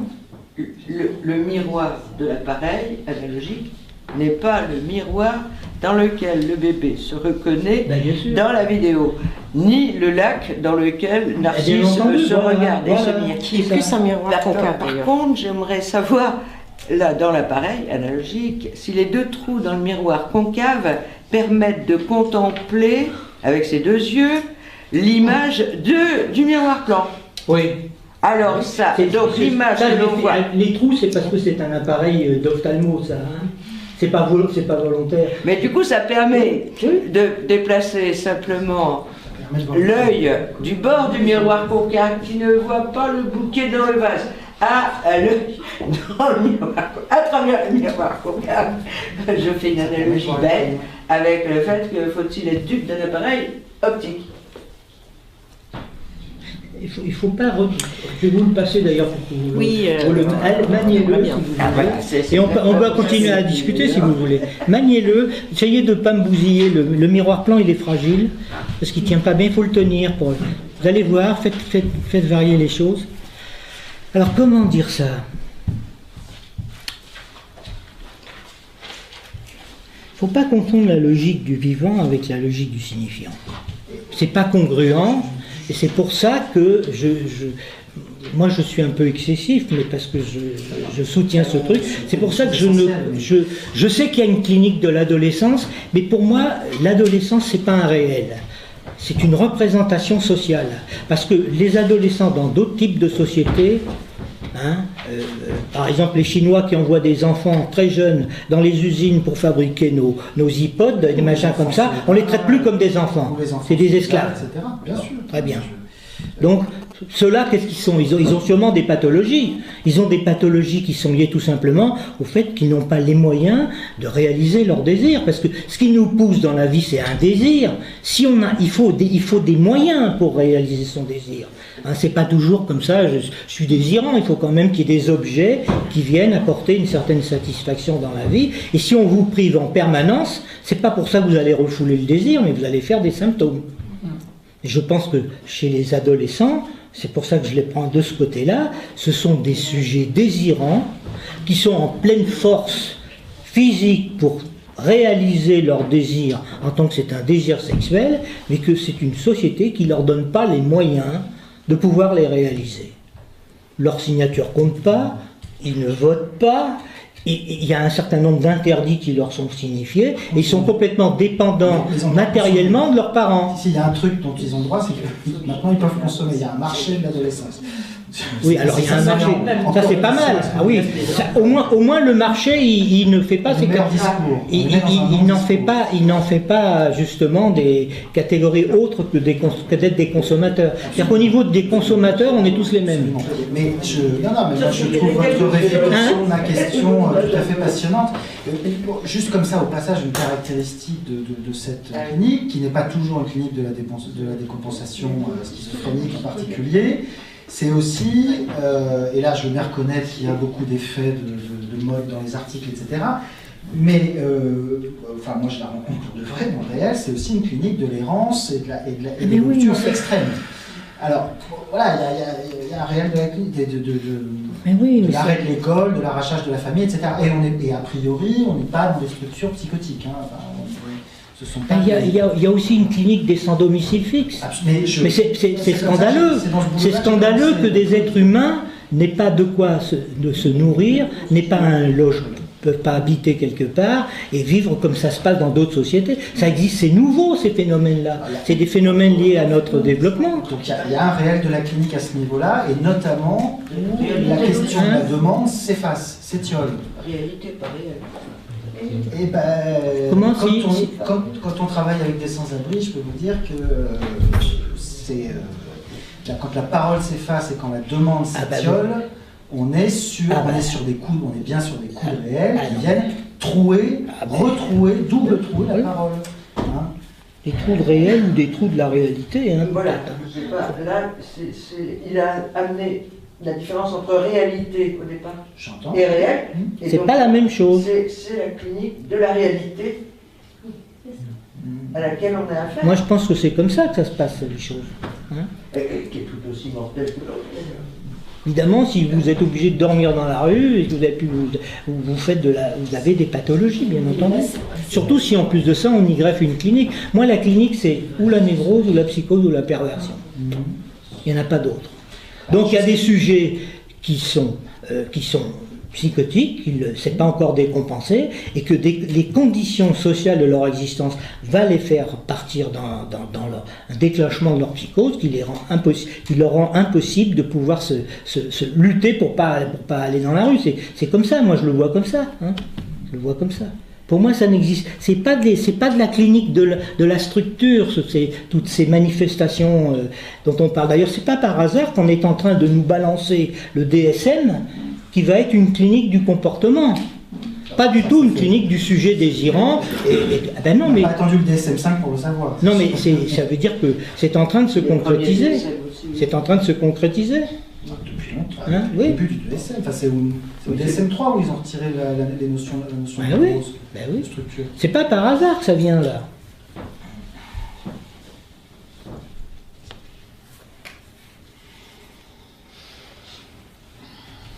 Moi, je sais pas, en travaillant avec des clochards, j'ai l'impression qu'on était quasiment toujours dans le champ de la psychose, en travaillant avec des adolescents qui disent je ne vais plus à l'école, je me casse de chez moi, etc., etc. On est très rarement dans le champ de la psychose. C'est-à-dire qu'on n'est pas face au même nuage de structure. Les gens qui ont besoin du réel de la rue et de l'exclusion réelle pour se soutenir d'un corps, qui prennent comme nouage réel, comme l'atteinte au corps réel, à l'organisme. Il n'y a pas d'atteinte au corps réel Chez un clochard? Oui. Ah pardon, mais qu'est-ce que vous appelez une atteinte au corps réel de clochard? Les escarres, l'alcoolisme, les gangrènes. Quand on dort tout nu dans la rue avec oui, non, d'accord. Voilà, c'est ça. cette réalité-là. Et pour vous, ça toucherait à la structure? Ça fait partie, si on prend au sens du nuage, ça fait partie du nuage. Il y a, moi j'avais commencé par travailler sur la porosité entre la psychiatrie et la rue. C'est-à-dire qu'il y a des gens qui ne tiennent pas le coup en psychiatrie et qui tiennent le coup en vivant dans la rue, dans des états d'incurie dramatiques. Des vêtements qui s'incrustent dans la peau. Alors je sais pas, ou alors on fait fi de tout ça, mais quand ce sont des personnes qui... non, on fait pas fi. C'est pour ça que je m'avance à dire que je veux dire, dans la névrose, c'est le corps est colonisé par le signifiant, est troué pour donner une consistance imaginaire. Dans cette clinique-là, le corps il est troué pour de vrai. C'est-à-dire que là, la létalité du signifiant, on la voit bien. Avec des gens qui ont des empilements de manteaux sur eux, qui viennent s'incruster dans le corps, et puis on retrouve dans leur histoire, après avoir passé suffisamment de temps auprès d'eux, une histoire d'uniforme ou de manteau, de paquets de vêtements, qui est bon, voilà, on voit bien que ça revient, comme disait Lacan, ce qui a été folklore revient dans le réel. Bon. Donc je repars de ces histoires de clochardisme pour revenir sur cette clinique adolescente. Mais vous dites que les clochards sont dans la psychose, c'est ça? Moi, pour ce que j'ai vu, c'était très souvent ça. Dans la clinique. Donc c'est parce qu'ils sont psychotiques qu'ils se trouvent un jour dans la rue.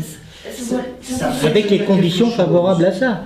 Oui. Non, mais c'est-à-dire qu'il y aurait une structure, on ne saurait pas laquelle, le coup de réel, effectivement, dans le corps de la vie de la rue, pour vous posez que ça toucherait à la structure et ça ferait passer dans la psychose. Non, je dis le contraire. Je dis qu'il y a quelque chose qui permet de tenir à des gens, à certaines personnes qui sont sans doute concernées par la psychose. En tout cas, pour ce que j'ai vu, c'était souvent ça. Il y a quelque chose qui leur permet de s'équilibrer dans cette existence-là. Hein, ça ne tient pas à l'hôpital et puis ça tient dans la rue.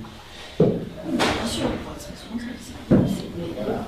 Donc c'était avec ceci en arrière-pensée que je m'interrogeais sur ce qu'on dirait, de ce qu'il en serait d'une clinique adolescente, où on voit souvent des phénomènes comme ça de grande rupture familiale et souvent scolaire, et aussi des phénomènes d'errance. Voilà, je m'interrogeais par rapport à ça. En amenant cette idée qu'il y a ce coup de réel. Voilà, là, quand on parle de l'insuffisance du petit Hans pour vraiment situer ce qui se passe au début dans la relation imaginaire, qui est déjà adossée au symbolique entre le petit Hans et sa mère. Bon, il y a quand même un coup de réel au moment du passage du pubertaire, où cette insuffisance, ça y est, c'est fini. Il n'y a plus une insuffisance, comme vous disiez. Vous parliez de jeunes filles, d'enfants, dès qu'ils sont pubères, ils sont femmes. Bon, ça, j'appelle ça un coup de réel, au sens où ça vient tamponner la réalité sociale, etc. Il y a une maturation organique. Il y a une maturation organique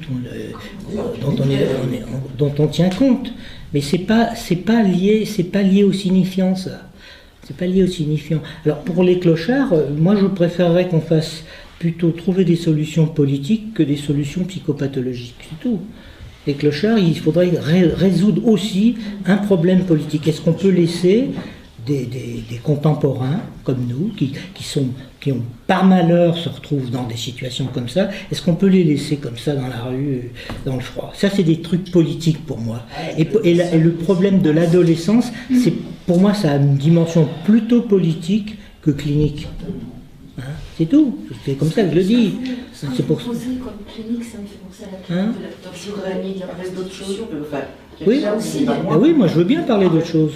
Donc c'est bizarre que tout ça m'évoque la réalité de... C'est la réalité, oui. En CMP, la réalité du travail en CMP, où j'ai été un peu heurtée au départ, qu'il y ait une application par des gens qui se disaient très lacaniens, enfin en fait ils étaient minériens, et qui mettaient dans leur bureau, pour les enfants, un miroir à hauteur d'enfant, spécialement pour, soi-disant, faire tout. Bon, donc je trouvais ça strictement ridicule. Puis un jour, j'ai quand même eu un peu une explication sur le ridicule tue. C'est la fois où j'avais une patiente jeune, très poupée, habillée très poupée, autiste vraisemblable, mais enfin du moins hyperactive, dingue, folle, rendant folle d'ailleurs sa mère, et la mère m'apparaissant éventuellement comme folle. Il faut dire qu'elle ne pouvait plus dormir non plus, la mère. Donc ça rend les gens fous, ça, de ne pas dormir. Et au décours des diverses choses, c'est la mère qui évoque la question du miroir en me disant « Mais vous savez pourtant, j'ai mis un miroir, le grand miroir de l'armoire, devant son lit et tous les jours je lui dis « Elle est où ?» Et avec son prénom. Mais je lui dis non, dites-lui juste que vous la reconnaissez. Bon, je vous dis pas le prénom parce que si jamais cette dame va regarder Facebook, ça me gênerait. Donc, disons Jacqueline. Disons Jacqueline. Donc, disons Jacqueline. Elle est où Jacqueline? Message privé. Elle est où Jacqueline? Et donc je dis, mais non, pourquoi vous lui dites pas simplement? Et là, je fais cette chose bête que je vais avec l'enfant et sa mère en disant, mais dans le stade du miroir, parce que j'ai compris, c'est que le bébé, il se tourne parce qu'il reconnaît sa mère et sa mère est là, donc il se voit lui dans les bras de sa mère, et donc j'emmène la mère tenant sa fille devant le miroir de la salle d'eau au-dessus du lavabo, et alors là je dis, dites-lui son prénom, et alors elle dit, à ce moment-là elle dit, elle est où Jacqueline? Et je dis non, dites-lui juste Jacqueline. Donc j'apparais comme tiers et je dis ah, c'est toi Jacqueline. À ce moment-là, elle se tourne vers moi, mais je vous assure qu'elle est restée psychotique. J'ai juste réussi à ce qu'elle ne réveille plus sa mère toutes les nuits et la mère est devenue plus calme. Mais à part ça, la structure, on ne peut pas intervenir comme si on était dans le mécanisme en tant que thérapeute, en voulant faire pirouetter le truc. Ça se passe que par la parole. Oui. Mais alors, quand on est situé entre l'enfant et sa mère, et où on a sur le groupe autisme, on a bien vu que les mères sont très capables de dire qu'elles ne sont pas comme ça. C'est vrai qu'il y en a aussi d'ailleurs des mères d'enfants autistes qui ne sont pas des mères frigidaires comme à des gricanaires, et non pas ni l'accord ni de l'autre. Mais la froideur typique d'une mère qui, au lieu de serrer sa fille dans les bras le matin ou la nuit quand elle la réveille, etc., lui dit, en regardant dans le miroir, elle est où, Jacqueline? Au lieu de lui dire, Jacqueline, qu'est-ce qui va pas? Ou de la serrer dans ses bras. C'est vrai que ça donne une impression terrifiante pour celui qui entend tout ça. Est-ce que vous avez pigé qu'avec le stade du miroir, j'ai pointé qu'en gros, la structure se constitue et est achevée à 18 mois. Donc après, est-ce que vous l'avez pigé? Et que l'enfant entre, lui, parce qu'il accepte ça, il a fait le choix d'adopter les signifiants qui lui viennent de ses parents, mais il n'y a aucun rapport de causalité entre ce que fait la mère et ce que va devenir l'enfant. Il n'y en a pas. La mère n'est jamais responsable de ce qui va arriver à son enfant, c'est pas vrai, le père non plus d'ailleurs. Ils font comme ils peuvent avec l'enfant, et si vous voulez, la dénégation, la forclusion et le démenti, ce ne sont pas des mécanismes, ce sont des stratégies du sujet. Le sujet, devant l'angoisse de castration, tout simplement quoi? Je me vois dans cette image, je voudrais être comme ça, mais je me rends compte, par l'angoisse que j'en éprouve, que je suis châtré d'une certaine façon. Ou bien il le reconnaît, et donc il va dialoguer éventuellement avec ses parents, et alors il sera un névrosé comme les autres, ou bien il n'en veut pas, il n'en veut rien savoir, il risque d'être psychotique, parce que s'il rejette tous les signifiants qui lui viennent du réel et qu'il ne veut pas les utiliser, il va être psychotique, ou bien il fait un démenti de la castration et il sera pervers. Mais jamais il y aura un lien direct entre la mère et l'enfant. La cause de la structure, entre l'effet et la cause, il n'y a pas de lien. C'est quand même ce qu'on a découvert dans la psychanalyse. C'est pour ça que... Moi, j'ai travaillé avec un enfant, on ne peut le faire qu'avec la mère. J'ai fait un texte sur qu'est-ce qu'un enfant, j'ai pas trouvé de solution. J'ai étudié dans le discours du maître, dans le discours universitaire, dans le discours analytique. On ne peut pas définir un enfant. On finit par dire un enfant, c'est pas une grande personne, c'est tout. C'est pas une grande personne.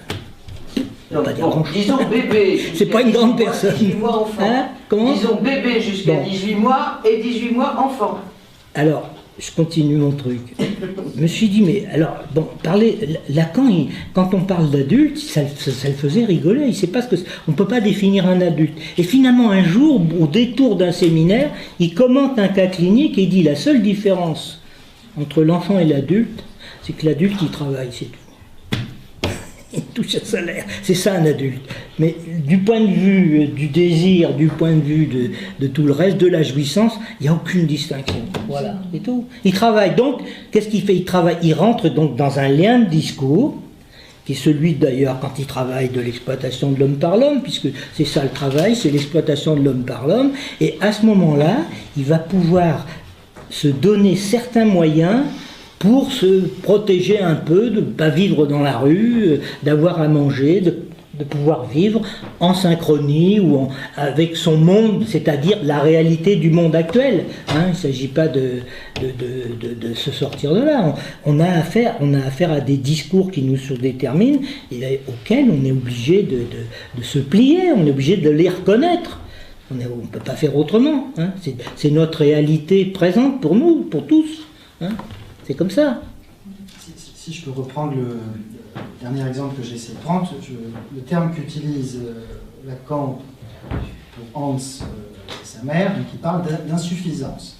Et voilà, au moment où l'exigence pulsionnelle se pointe, Hans a commencé à façonner sa scène fantasmatique, il se rend compte que, voilà, insuffisance. Voilà. Et c'est à travers le défilé, comme ça, du désir, de l'au-delà du désir de sa mère, qui va commencer à pouvoir essayer à moduler ses stratégies par rapport au phallus et à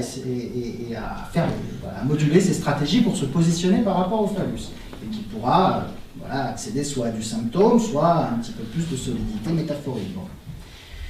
On est dans le plan d'une insuffisance, pour en rester à ce terme-là. Quand il se passe que cette insuffisance, ça y est, c'est terminé. Il n'y a plus insuffisance, on peut faire ce qu'on veut de sa jouissance. Il y a bien là ce que j'ai sans doute maladroitement appelé un coup de réel dans l'existence d'un sujet. J'ai appelé ça adolescence, sans doute maladroitement aussi. Mais voilà, il y a bien quelque chose d'une inflexion, d'une consistance. Oui, mais alors à quel niveau est-ce mais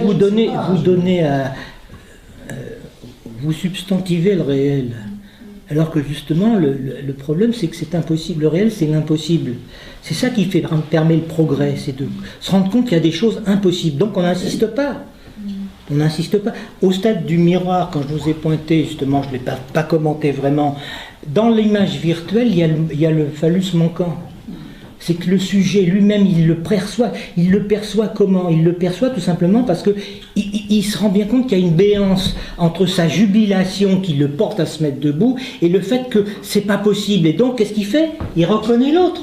Il s'adresse à sa mère, et sa mère lui répond, parce que d'un seul coup, il passe du registre purement de son aspiration dans l'imaginaire au registre de la parole. Et évidemment, la parole de la mère ne va pas pouvoir combler tous ses besoins, parce que ça resterait au niveau d'un besoin. Hein, il est obligé de reconnaître l'autre, donc il fait des demandes. Et quand on commence à demander à l'autre, l'autre il ne peut pas toujours répondre, et il faut bien accepter ça. Mais par contre, demander à l'autre, c'est une façon de se socialiser. C'est-à-dire qu'il y a beaucoup de gens qui n'osent pas demander, alors qu'il faut passer sa vie à demander tout le temps, le plus possible, tout le temps, à tout le monde, parce qu'au moins ça fonctionne. Parce que si on veut réaliser son désir, il faut demander. Si on ne demande pas, on ne réalise pas son désir. Il faut demander à l'autre s'il est d'accord pour faire telle chose avec vous, s'il est prêt à faire ci, voilà. Hein? Oui. C'est fini? C'est fini. On peut discuter tout en étant fini.